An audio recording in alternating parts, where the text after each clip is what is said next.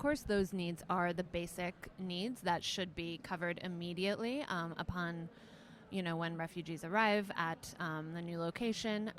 Those are the basics: food, water, and shelter. But we know also that there are a lot of other risk factors that populations face, and that's especially the case for adolescent girls.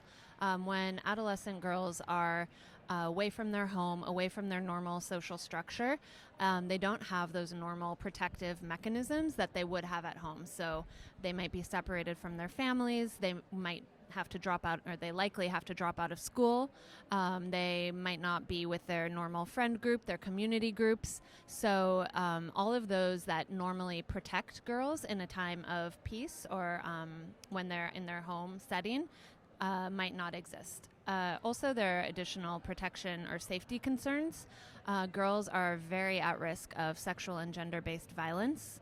They also might have to take on more adult responsibilities in the home, so they might be expected to stay at home and take care of the children, to go and collect water and firewood, or to be an economic contributor to the household. And these adult roles sort of push them forward into adulthood quicker than they might have done so at home.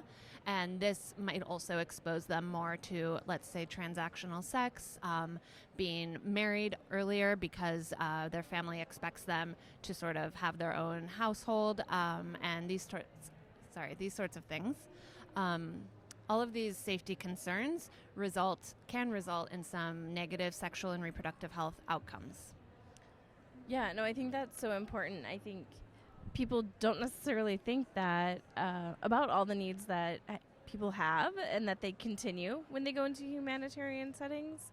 And don't think of that a humanitarian setting that often people are there for a long time in a refugee camp or something. I think they say now the average length of displacement is over 10 years. So we used to think of these acute emergency settings where there's just a need for food distribution, shelter, and it's kind of in and out. But now we're seeing these really protracted conflicts and displacement, and so that also gets us to think about what additional services are needed in more long-term for adolescents to sort of transition into adulthood safely and in a healthy way.